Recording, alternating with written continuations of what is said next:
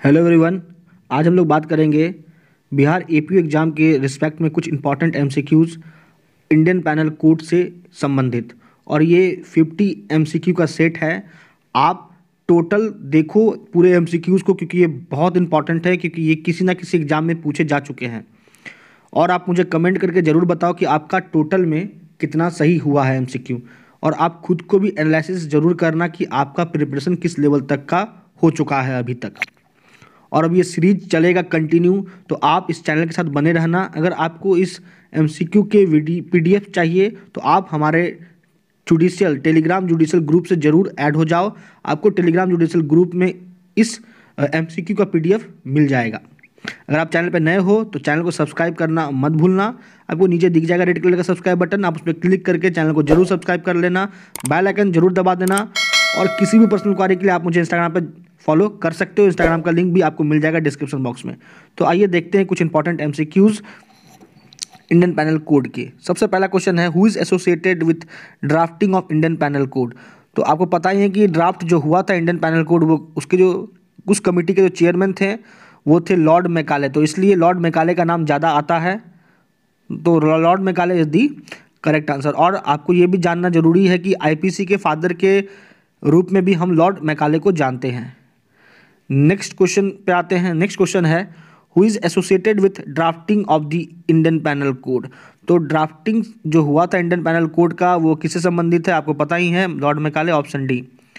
Next question में आते हैं। क्वेश्चन नंबर 3 है, who is associated with drafting of Indian penal code. यहाँ भी लॉर्ड मैकाले ही आंसर होगा। उसके बाद नेक्स्ट क्वेश्चन देखिए, क्वेश्चन नंबर 4। क्वेश्चन नंबर 4 है, हु प्रिपेयर्ड द फर्स्ट। पहला ड्राफ्ट अलग अलग तरीके से एक ही क्वेश्चन को पूछा गया है, आप जरूर देखो, आप हड़बड़ाओ नहीं, पूरे क्वेश्चंस को जरूर देखो।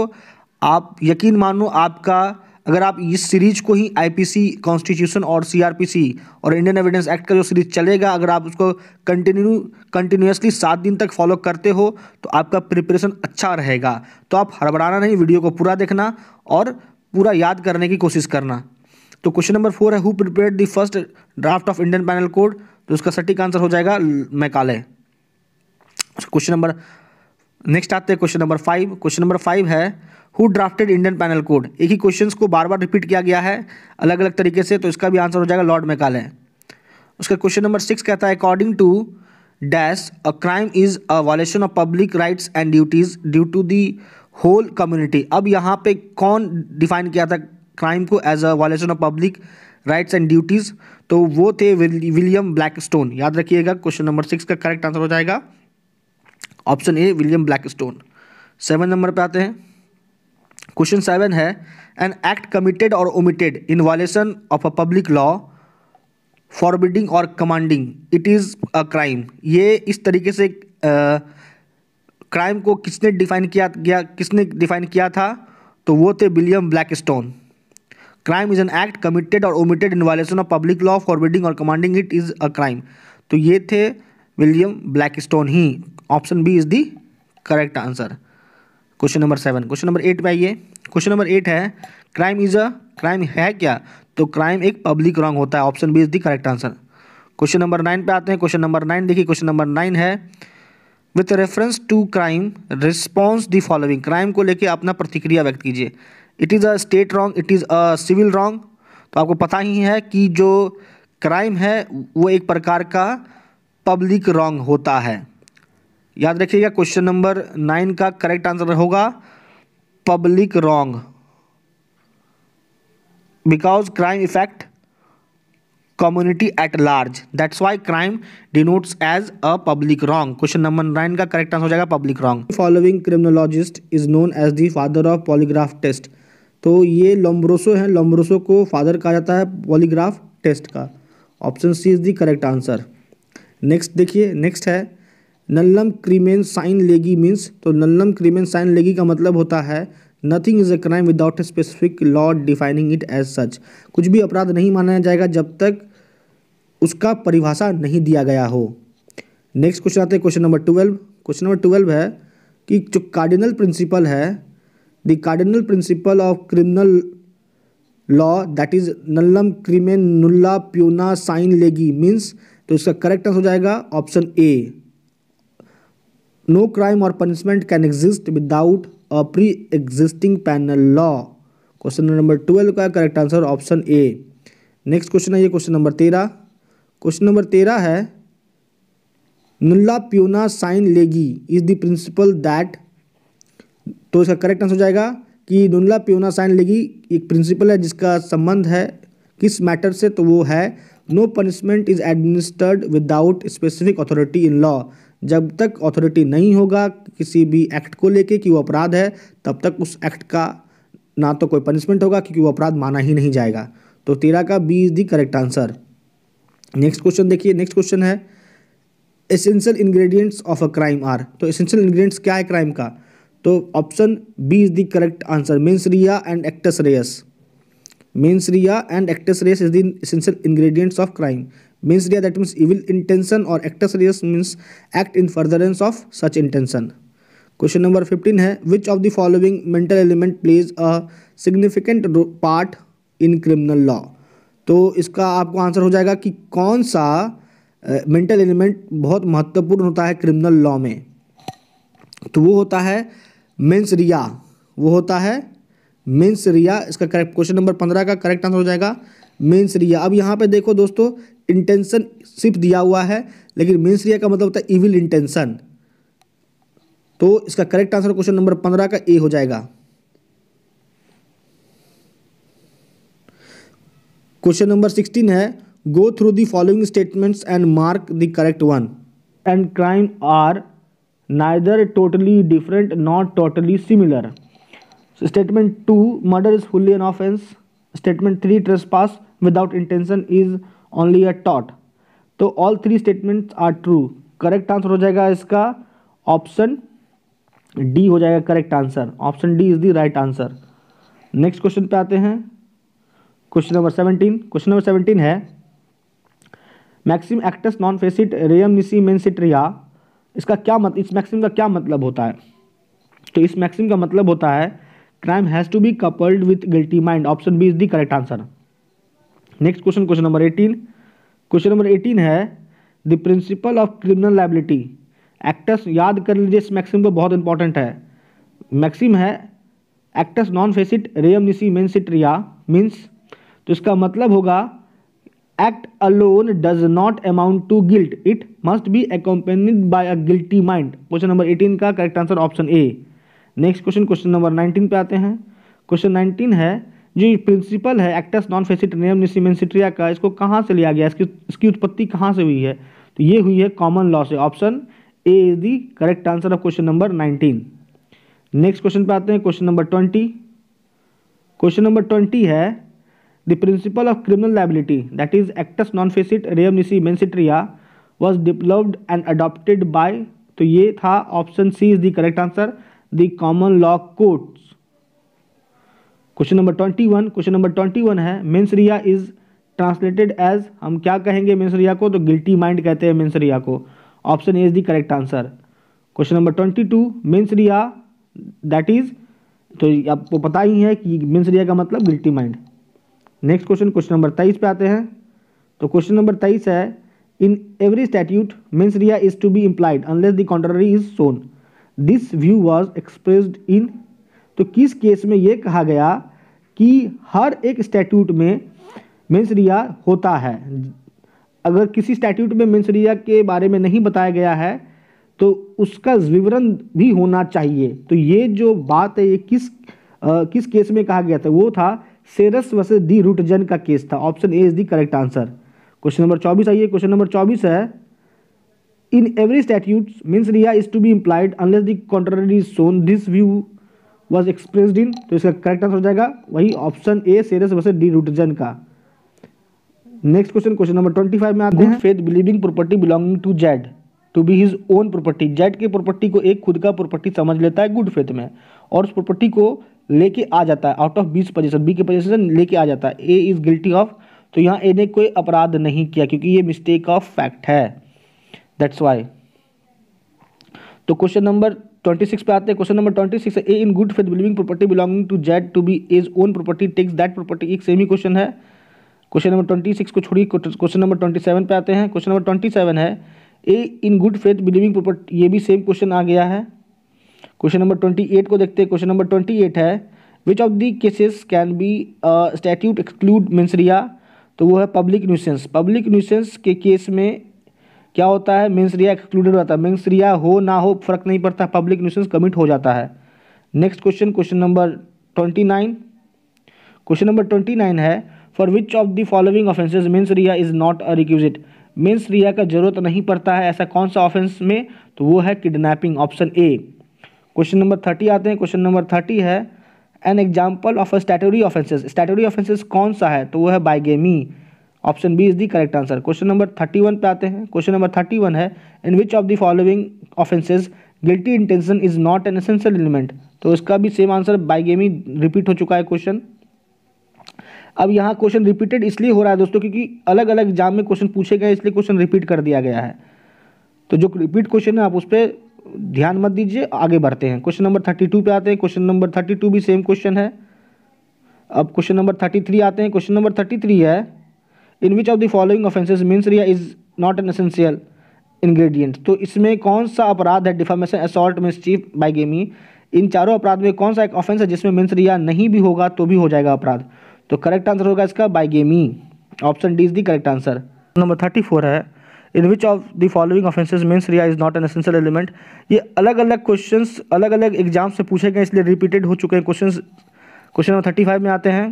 क्वेश्चन नंबर 35 है in which of the following offences mens rea is not an essential element, इसको भी आप हटाइए। आप क्वेश्चन नंबर 36 पे आते हैं। क्वेश्चन नंबर 36 है क्योंकि ये सभी क्वेश्चंस एक ही हैं, अलग अलग एग्जाम में पूछे गए इसलिए रिपीट हो चुके हैं। नेक्स्ट क्वेश्चन, क्वेश्चन नंबर 36 है A and B are joint owners of bullock cart, B takes the bullock cart out of possession of A, B what offence B has committed, तो यहाँ पे देखिए ए और बी जॉइंट ओनर है एक बैलगाड़ी का और बी बैलगाड़ी को ए के पोजेशन ले आता है, तो कौन सा ऑफेंस बी ने किया, तो यहाँ पे बी ने कोई ऑफेंस नहीं किया है, option D is the correct answer. Question number 37 है on his marriage a groom was gifted a car but on breakage of marriage he was asked to return it to which he refused, what is his offence, तो यहाँ पे भी आप समझो बात को कि मैरिज हुआ ग्रूम का लड़के का और लड़का को कार गिफ्ट किया गया और जब शादी जब टूटा तो लड़का ने उस कार को रिटर्न नहीं किया, तो लड़का ने कौन सा ऑफेंस किया, कोई अपराध नहीं किया लड़का ने, नो ऑफेंस। नेक्स्ट क्वेश्चन आते हैं क्वेश्चन 38। क्वेश्चन 38 है mens rea includes, mens rea क्या क्या इंक्लूड करता है अपने में, तो option A positive, that means intentional doing as well as negative intentional not doing acts, option B only positive acts, option C external bodily as well as internal mind acts, तो option D जो है correct answer हो जाएगा, both A and B, positive negative acts both, और जो C है external as well as intentional acts, तो option ए और सी करेक्ट आंसर हो जाएगा, that means option D is the right answer of question number 38। Question number 39 which of the following statements is incorrect, इसमें से कौन सा statement incorrect है, तो बी और सी इनकरेक्ट है। एक्ट्रेस रेयस का मतलब यहाँ बता रहा है voluntarily as well as involuntarily human action, ये गलत है, और एक्ट्रेस रेयस कह रहा है includes result of an act that is injury, गलत है, option D is the correct answer question number 39। Question number 40, question number 40 है which of the following does not form part of actus reus, तो thought of conduct actus reus का हिस्सा नहीं है, option A is the correct answer. Next question है question number 41 ulterior intent is, तो ulterior intent होता है motive, option A is the correct answer. Question number 42 है which one of the following is an incorrect statement in relation to essential elements of a crime, तो वो है motive, motive essential element नहीं होता है crime का। Question number 43 है which one of the following is not generally an essential element of crime, same में motive ही होगा इसका आंसर। Question number 44 the general principle of criminal law, the jurisdiction to try a person for an offence depends upon, तो ये है place where crime is committed within local area, option B is the correct answer. Question number 45 है, question number 45, in every criminal trial option A accused must prove his innocence, option B accused must cross examine defence witnesses, option C prosecution alone has to prove the charge against the accused, option D prosecution can rely on the lapse of the defense case alone to prove the charge। तो इसका correct answer हो जाएगा, देखिए ये किसी ना किसी exam में पूछा गया, तो करेक्ट आंसर हो जाएगा ऑप्शन सी, प्रोसिक्यूशन को यही प्रूव करना होगा कि एक्यूज्ड पे जो चार्ज लगा है वो सस्टेन करता है। Option C is the correct answer, क्योंकि क्रिमिनल जस्टिस सिस्टम का एक प्रिंसिपल है कि जब तक ऑफेंस प्रूव्ड नहीं हो जाता है तब तक एक्यूज्ड गिल्टी नहीं माना जाता है, वो इनोसेंट रहता है। नेक्स्ट क्वेश्चन है क्वेश्चन नंबर 46। क्वेश्चन नंबर 46 है, which of the following is correct sequence of stages in crime. तो सबसे पहले इंटेंशन, उसके बाद प्रिपरेशन, उसके अटेम्प्ट, उसका अकॉम्प्लिशमेंट। तो correct answer option B. Question number 47, question number 47 होता है, कह रहा है कि preparation and attempt are two stages of commission of crime. Preparation is not punishable generally but attempt is. One basic reason why preparation is not punishable is that. क्या है preparation punishable क्यों नहीं है? तो उसका एक ही रीजन है कि can be chances of change of mind before commission of offence. अपराध होने के पहले हो सकता है कि संभावना है कि इंसान व्यक्ति का मन बदल जाए अपराध नहीं करने का, ऐसा भी हो सकता है। तो इसलिए प्रिपरेशन जनरली पनिशेबल नहीं होता, अटेम्प्ट पनिशेबल होता है। नेक्स्ट क्वेश्चन है क्वेश्चन नंबर 48। 48 है, ये भी सेम क्वेश्चन है, आप इसको अवॉइड कीजिए। क्वेश्चन नंबर 49 देखिए क्या कह रहा है, under the Indian penal code preparation to do a criminal act is. तो प्रिपरेशन इंडियन पैनल कोड के अंतर्गत ऑफेंस है सिर्फ और सिर्फ in respect of certain criminal act, जैसे प्रिपरेशन टू कमिट डकैती। तो 49 का करेक्ट आंसर ऑप्शन सी। 50 में आते हैं, क्वेश्चन नंबर 50 देखिए क्या कहता है, which of the following is not an offence. कौन सा अपराध नहीं माना जाता है? तो making preparation to commit extortion अपराध नहीं है, लेकिन मेकिंग प्रिपरेशन टू कमिट डकैती एक ऑफेंस है। Collecting arms etc with intention of waging war against the government of India, ये भी प्रिपरेशन क्या पनिशेबल है, लेकिन preparation to commit extortion punishable नहीं है under Indian penal code. That means ये ऑफेंस नहीं है। 51 पे आते हैं, क्वेश्चन नंबर 51 है, in which of the following sections of IPC preparation is punishable. कौन सा सेक्शन है आईपीसी का जिसमें प्रिपरेशन पनिशेबल माना गया है? तो इसका करेक्ट आंसर हो जाएगा सेक्शन 122, 126 और 399। सी इज द करेक्ट आंसर 151। माफ कीजिए 51 का करेक्ट आंसर ऑप्शन सी। तो कौन कौन सा सेक्शन अपराध के प्रिपरेशन को भी पनिशेबल बना रहा है? वो सेक्शन है 122, 126 और 399। नेक्स्ट क्वेश्चन पे आते हैं, क्वेश्चन नंबर 52 कह रहा है, preparation is an ingredient of the offence of. तो प्रिपरेशन इंग्रेडिएंट है किस ऑफेंस का? तो डकैती का। Option D is the correct answer. 53 आ रही है, 53 कह रहा है, which one of the following preparation is not an offence. कौन सा अपराध का प्रिपरेशन पनिशेबल है नहीं? तो preparation for robbery of a bank is not punishable. Question number 54 पे आते हैं, last question, preparation to commit murder. क्या मर्डर करने का प्रिपरेशन क्या ऑफेंस है? तो कहता है नॉट पनिशेबल, ये पनिशेबल है नहीं, preparation to commit murder is not punishable. 54 का ऑप्शन बी करेक्ट आंसर हो जाएगा। तो दोस्तों ये था कुछ इंपॉर्टेंट एमसीक्यू आईपीसी का, ये किसी न किसी स्टेट जुडिशियल एग्जाम में पूछा गया है। मैं आप लोगों से हम्बली सॉरी बोलना चाहता हूँ कि एक एक क्वेश्चन बार बार रिपीट हो गए हैं। ये ऐसा इसलिए हुआ है क्योंकि एक ही क्वेश्चन को अलग अलग एग्जाम में पूछा गया है, इसलिए ये क्वेश्चन रिपीट हुआ है। इसके लिए अगर आपको कोई प्रॉब्लम हुई है तो इसके लिए तहे दिल से माफ़ी मांगता हूँ। आपको ये वीडियो कैसा लगा, क्योंकि ये इंपॉर्टेंट है, आप मुझे कमेंट करके जरूर बताना। और किसी भी पर्सनल क्वारी के लिए आप मुझे इंस्टाग्राम पे फॉलो कर सकते हो, इंस्टाग्राम का लिंक मिल जाएगा डिस्क्रिप्शन बॉक्स में। तो आज वीडियो में इतना ही। आपका अब तक हमारे साथ बने रहने के लिए बहुत बहुत धन्यवाद।